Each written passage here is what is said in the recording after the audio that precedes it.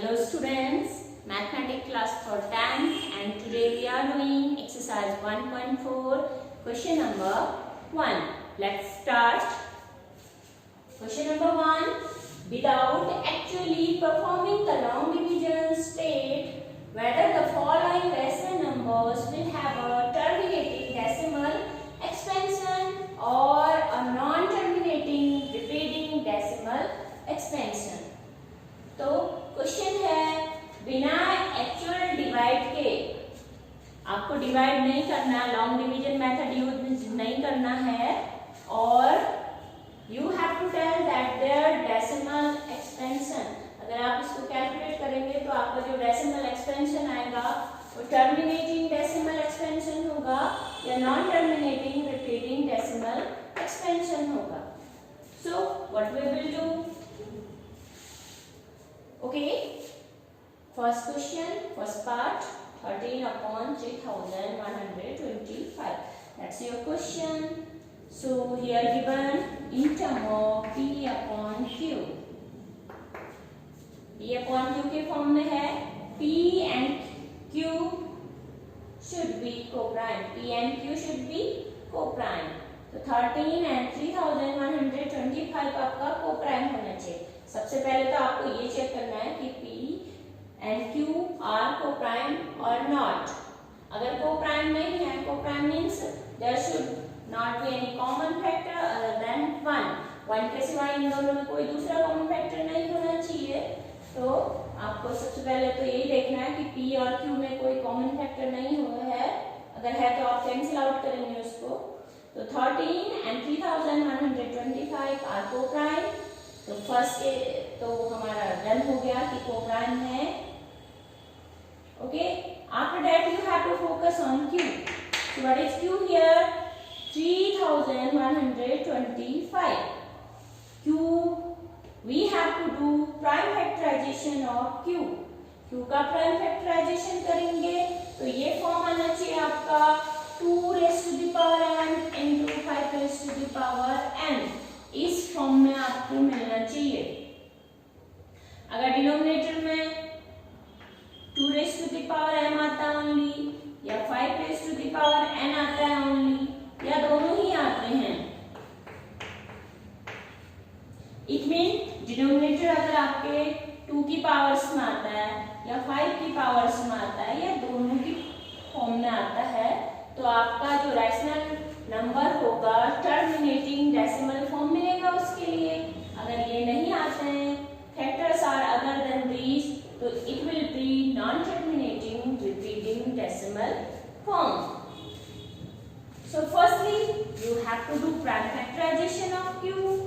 अब यहाँ पे आपका Q है 3125, तो हम इसके फैक्टराइजेशन करेंगे। ओके, 5 से डिवाइड होगा, 5 6 जा 30, 5 2 जा 10, 5 5 जा अगेन बाय 5, 5 1 जा 1 बचा, 5 2 जा एंड 5 5 जा अगेन बाय 5, 5 2 जा 5 5 जा अगेन बाय 5 5 जा एंड हियर 5 एंड 1। तो ये हो गया आपके factorisation of Q, prime factorisation of Q। Prime factorisation आपको करना है, P को टच नहीं करना है, P के साथ कुछ भी नहीं करेंगे, P एज इट रहेगा। तो 13 upon, you can write this one like that, 5 into 5 into 5 into 5 into 5. How many times 5? 1 2 3 4 5. 1 2 3 4 5 times. Same thing you can write like that, 13 upon 5 raised to the power 1 power 1 here, we add all, तो power हो गया आपका 1 2 3 4 5, 5 raised to the power 5। तो आपका form मिला 13 upon 5 raised the power 5। Okay, but you need form 2 raised to the power m into 5 raised to the power n। इस form में आपका होना चाहिए। अब आपको 5 तो मिल रहा है बट 2 नहीं है, तो you can write same thing like that. 13 upon 5 raised to the power 5 into 2 raised to the power 0. इसी चीज को आप ऐसे भी लिख सकते हैं 13 upon 5 raised to the power 5 तो आपको मिला है, बट 2 नहीं मिला है, तो 2 raised to the power 0. किसी नंबर का पावर 0 होगा तो नंबर बनेगा 1. नंबर पावर 0 होगा 2 raised to the power 0 तो 1 बन जाएगा and it will remain as it. तो आपको फॉर्म मिल गया 2 raised to the power m into 5 raised to the power n. So it has a terminating decimal expansion. So we will write like that.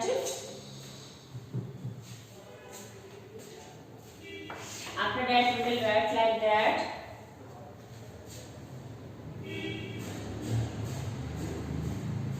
In 13 upon 3125.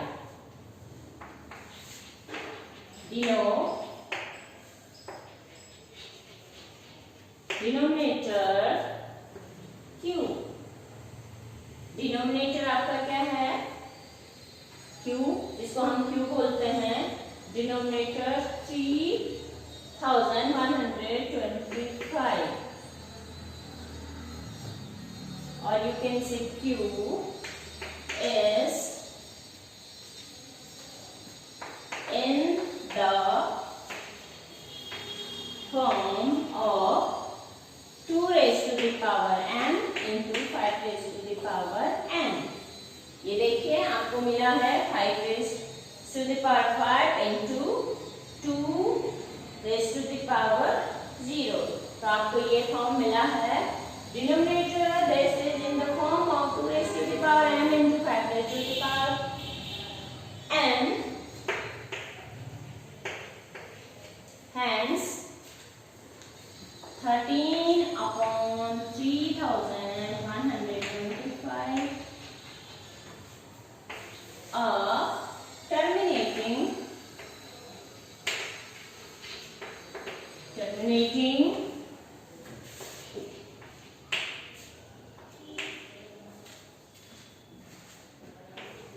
decimal expansion.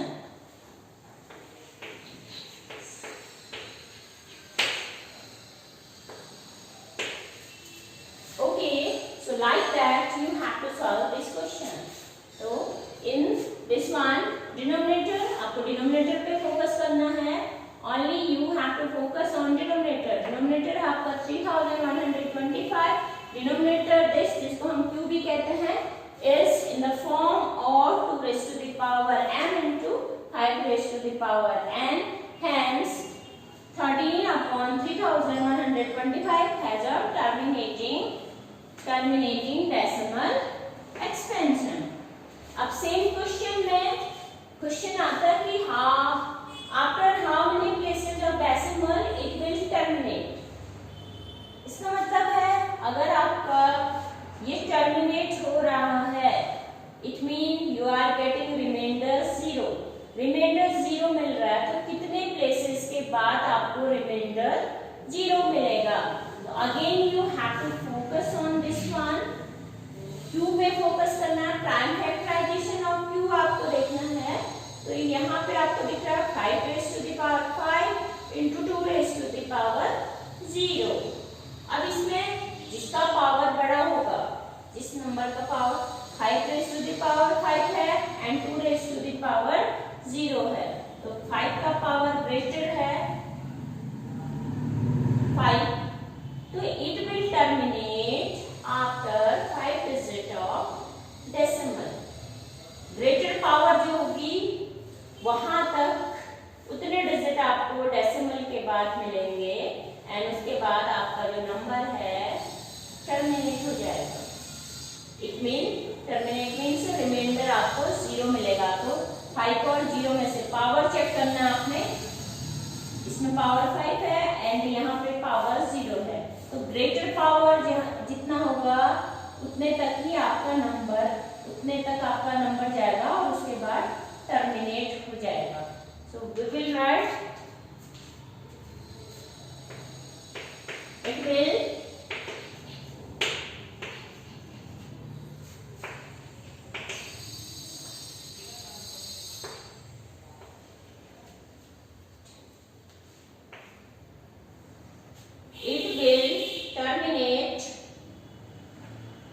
terminates after 5 digits of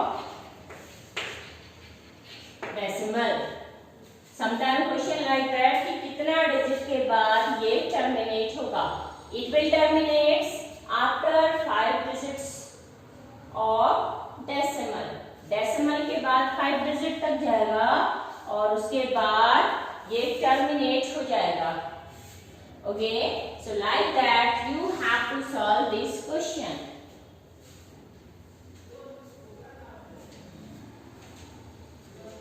तो ये तो हो गया आपका first part. Same way we will do second part.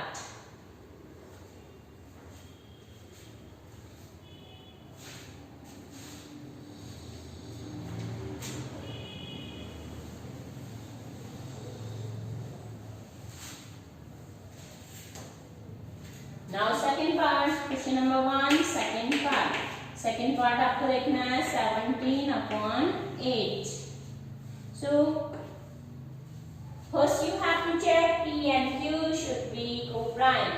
17 and 8 co-prime है. co-prime means यहाँ पे common factor होगा 1 के सिवाय कोई अदर कॉमन फैक्टर यहाँ पे आपको नहीं मिलेगा. After that you have to do prime factorization of denominator. Denominator का prime factorization करना है. You have to focus on denominator. Denominator 8 है, इसके फैक्टराइजेशन करेंगे तो 2 into 2 into 2 like that. 2 2 जा 4 2 जा 8. प्राइम फैक्टराइजेशन हो गया. अब इसको पावर के फॉर्म में लिखेंगे. पावर के फॉर्म में लिखेंगे तो 2 raised to the power 1, 2 raised to the power 1, 2 raised to the power 1. तो आपका पावर हो गया 2 क्यूब. 1 plus 1 plus 1 2 क्यूब हो गया. अब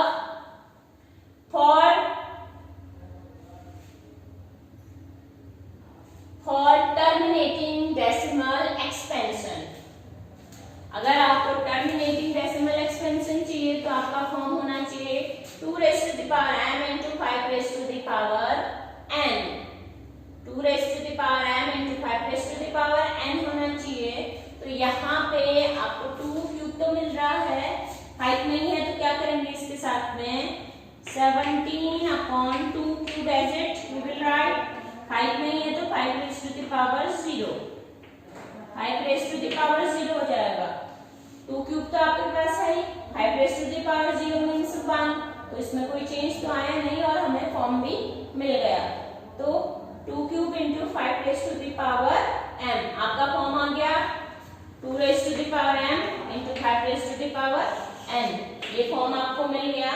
तो it mean it has a terminating decimal expansion. Okay, so जैसे हमारे फर्स्ट में आया था सेम यहाँ पे भी आएगा.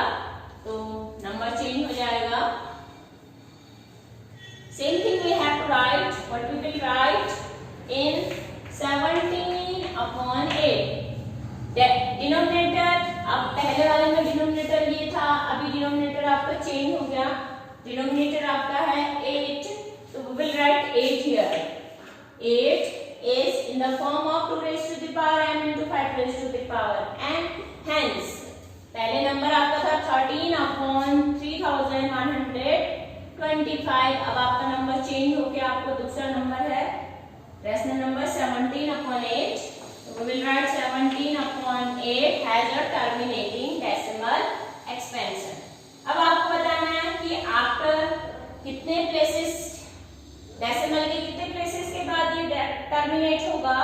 तो you have to check this one. Greater power देखना है आपको. Here power is 3 and 0. Greater power है 3, तो 3 प्लेसेस तक जाएगा. पहले वाले में ग्रेटर 5 डिजिट आए थे डेसिमल के बाद तब टर्मिनेट हुआ था। यहाँ पे ग्रेटर पावर 3 है तो it will terminate after we will write 3 digits of decimal.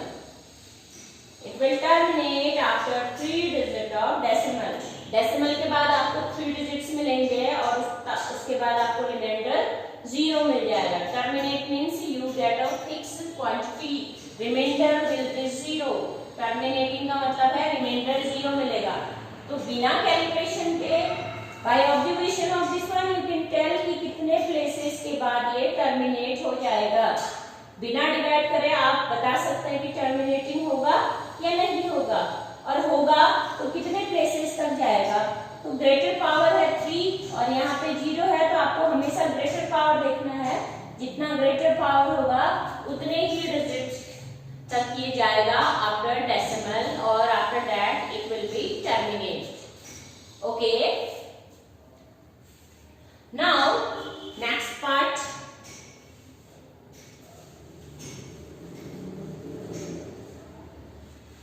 Question number 1, third part, 64 upon 455।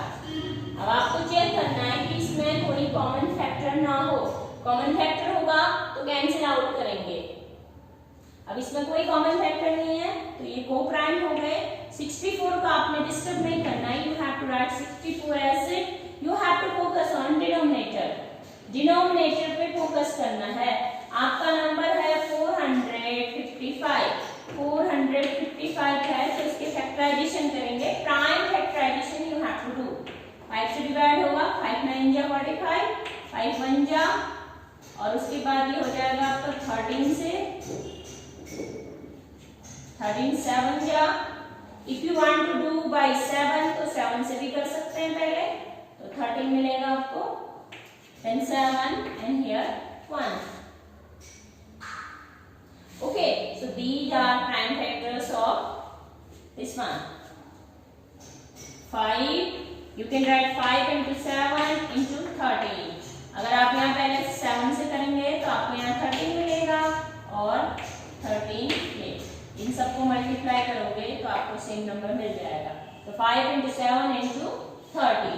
ये तो हो गए factorization of denominator, prime factorisation of denominator.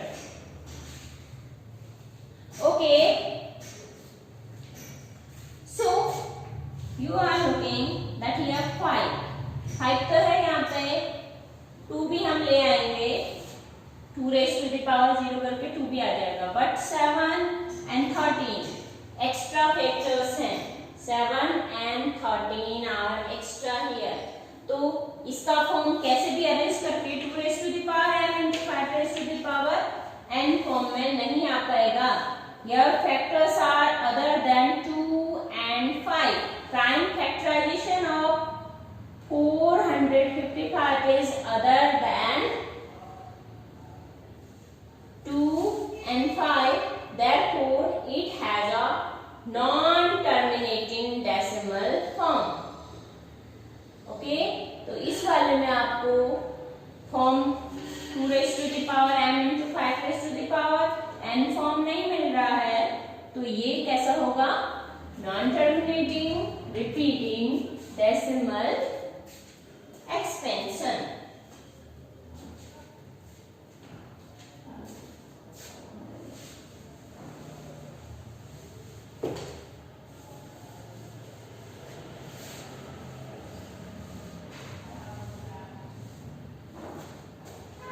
So here you will write in 64 upon 455।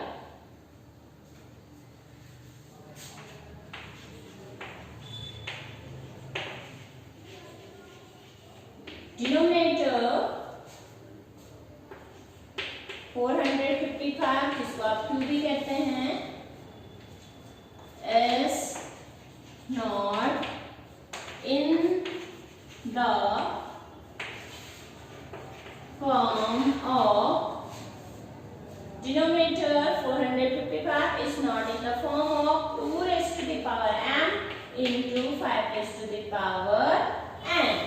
यहाँ पे आप देख रहे हैं 5 तो मिल रहा है, लेकिन उसके साथ अदर्स फैक्टर भी हमको मिल रहा है, 7 and 13 आपको अदर मिल रहा है, तो अदर फैक्टर नहीं होने चाहिए। डिनोमिनेटर में या तो 2 होना चाहिए या 5 के पावर में होना चाहिए, या 2 एंड इस फॉर्म में होना चाहिए। अगर सिर्फ 2 है तब भी आपका टर्मिनेटिंग बनेगा, ओनली 5 है, 5 के फैक्टर है तो भी बनेगा, और दोनों के हैं तो भी बनेगा, उसके सिवाय बाकी आएंगे तो नहीं बनेगा। तो here we will write in 64 upon 455 denominator, this is not in the form of 2 raised to the power m into 5 raised to the power n, hence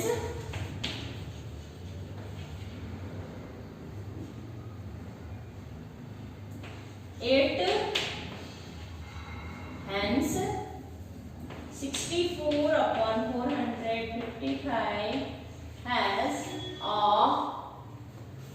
non-terminating। जब आपको इस फॉर्म में नहीं मिलेगा तो बनेगा non terminating,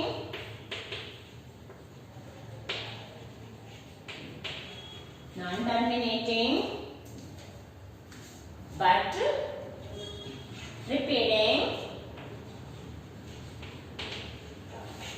repeating decimal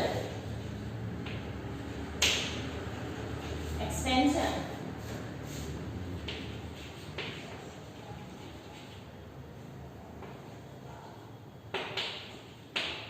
Okay, so hence 64 upon 455 denominator 455 is not in the form of 2 raised to the power m into 5 raised to the power n, hence it has a non-terminating repeating decimal expansion।